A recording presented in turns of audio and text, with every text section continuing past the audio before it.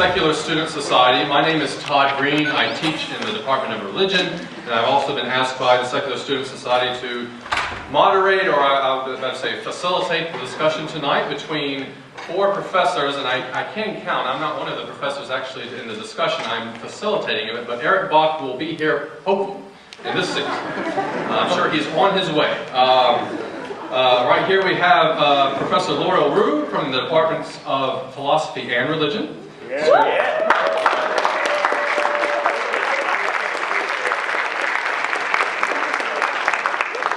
To his left, Storm Bailey from the Department of Philosophy.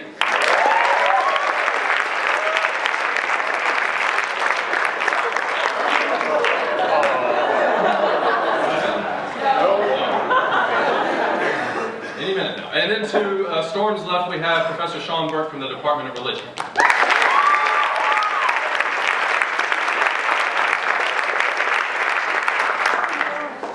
I want to say up front, by and large, this is not very scripted, which I think is good. The only script is a few questions I have and some quotations that we will show on the screen here that they will be responding to. They got the quotations in advance a couple of days ago. Beyond that, to my knowledge, they have done zero homework on this.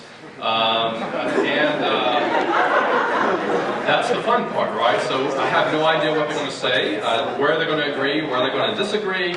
But I know it'll be a great discussion. This is the kind of stuff, of course, as professors, we are always encouraging our students to have in the classroom. Let the truth be known, we are having these discussions as professors in our offices and the hallways as well. And it's just great to have an opportunity where we can do this and an audience such as yourself can overhear. I have 3 or 4 questions we'll go through with the quotations I mentioned a while ago. The conversation will go where it goes. In fact, we may pursue other issues that are raised along the way.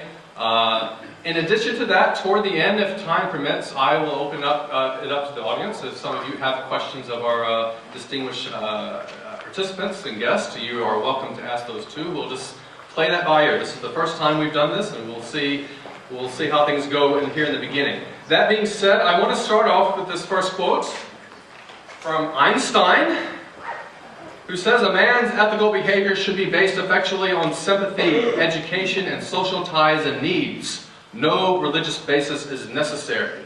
Man would indeed be in a poorer way if he had to be restrained by fear of punishment and hope of reward after death." Given that this is a discussion on the intersections of religion and science and morality, so the first question is simply responding to Einstein on this. How would each of our participants tonight respond? Is truly ethical behavior that which seeks the common good without the motivation of receiving a heavenly reward or avoiding eternal punishment? Do you even think Einstein gets this right? What motivates many religious people to behave ethically are these things. So we'll start this time with Loyal and go that way. Okay.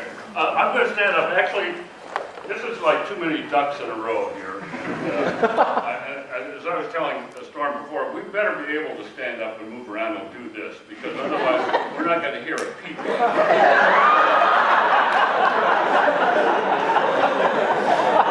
That's a good result, but I think I didn't know. Can you hear me? Do I need to go to the microphone?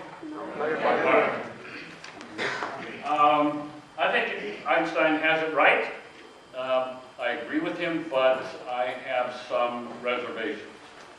I think it is the case that our ethical behavior should be based on sympathy, should be informed by education, learning, inquiry, and should also be directed to social ties, social justice, and human needs.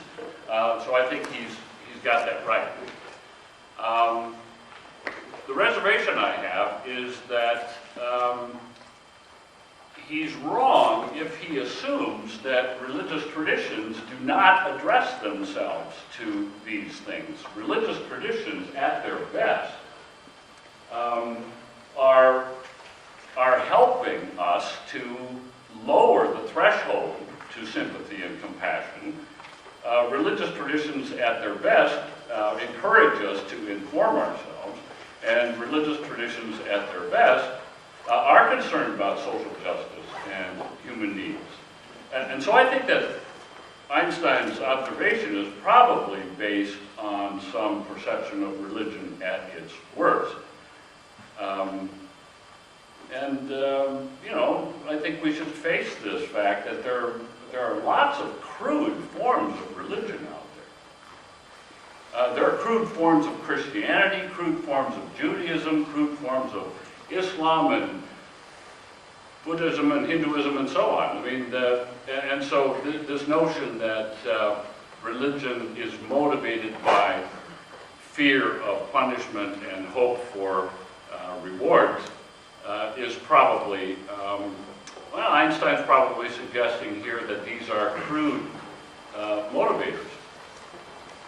And I think they are. Actually, I think Christianity, correct me if I'm wrong here, but I think Christianity, Judaism, and Islam are basically the same religion. That is to say, to me, the differences between these traditions are trivial. At the heart, at the core of these traditions, there is the same basic principle, and that is that to be a good Jew or to be a good Muslim or to be a good Christian means one thing and one thing only. It means doing God's will. It means basically offloading your agenda of hopes and fears and downloading God's agenda of hopes and fears. God's agenda is the only agenda for a Christian. So I think basically a good Christian, a good Jew, a good Muslim really doesn't care squat about heaven and hell. Heaven and hell are irrelevant to a good Christian or a good Jew or a good Muslim. Completely irrelevant. Because if you're a Christian because you have hope of going to heaven or fear of being punished eternally, then you're operating on your agenda, not God's agenda. And if you're operating on your agenda, then you're a self-serving Christian, and that means you're not a Christian or a crude one.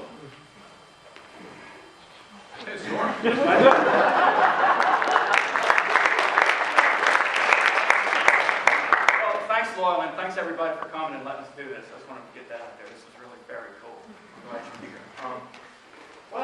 You know, I think Loyal's right about the quote, really, which is not very interesting, I realize, for me to say, but I do think that Einstein is,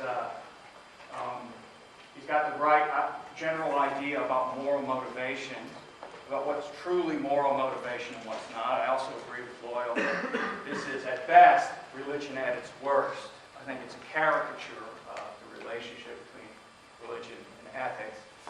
But in order to maybe I'll just say a couple of things generally about what I think to be the relationship between religion and ethics that come out here, and maybe to disagree slightly with Loyal on some of that. For one thing, I don't think that ethics.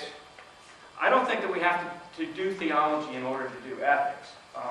I'm a Christian, and I think that ultimately everything depends on God. Everything. But Einstein himself, right? I mean, whatever physics is, whatever's true about physics is ultimately true because of God. I mean, unless theism is false. But if theism is true, then whatever's true about the universe is true because of God. But that doesn't mean you have to do theology in order to do physics. I think the same thing about ethics. That is to say, in some ultimate or cosmic sense, everything depends on God. And of course, maybe more so than physics, God is a moral being in some sort. But of course, we can only meaningfully say that if, to some extent, we can meaningfully talk about ethics independently of God, which I think we can. I don't think the notion of sort of a final reconciliation of justice with deserving is all that crude and corrupt. In fact, morality calls on us to deny ourselves in certain ways. In fact, morality calls on us to act in ways that if other people are immoral, we'll get screwed, so to speak, if I put it that way. And there's nothing corrupt about having some hope that ultimately the universe is just. And for many people who think about the relationship between religion and ethics, that's one of the things. That's not an argument for ethics on the basis of religion. In fact, it's an argument for theism often on the basis of ethics. Some people say ethics doesn't make sense apart from theism. I actually don't hold that view, but I think that's a much more powerful view than the view that ethics in some way depends on God, let's say. Having said that, I don't think that the hope of final justice, that the hope of cosmic justice is a corrupt thing, even if that's a pretty crude form of moral motivation. In exactly the same way that, look, if I refrain from robbing Casey's just because I'm scared I'll get caught, that's not a very admirable motive. That doesn't mean that the law and its ultimate enforcement is a bad thing, or that I shouldn't in some way be cheered or encouraged by the fact that, however imperfectly we do it with the law. But let me say one more thing quickly about, and this is where I do disagree with Boyle. I think the most interesting and important relationship between ethics and religion is not that we need religion for ethics, we need it because of ethics. That is to say, we have to come to grips with our own brokenness. And I would go so far as to say we have to come to grips with our own evil, our own moral failings. And in some way, I think that what the major religions that Loyal has mentioned do is address the problem of our own moral failure. And they offer very, very different answers to that problem. And I think that the differences in those answers are significant, because I think those are the main functions and the most important religious questions that there are. Thanks.